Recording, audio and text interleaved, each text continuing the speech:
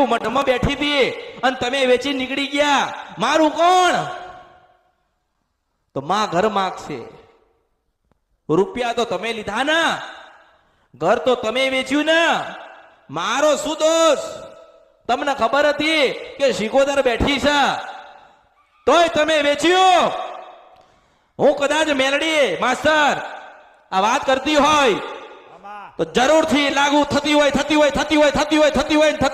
જ વાત કરતી હોય કે વર્ષોનું મકાન વેચી નાખ્યો, આયા ખાલી 60,000 અને શિકોતર માતાના જે રખડવાનું થયું તમારા અવતારમાં ખોટ પડ્યો કહેવાય.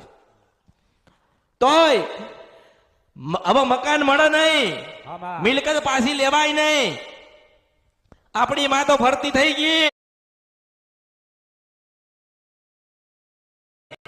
મિલકત પાછી લેવાય નહીં. આપણી માં તો ફરતી થઈ ગઈ.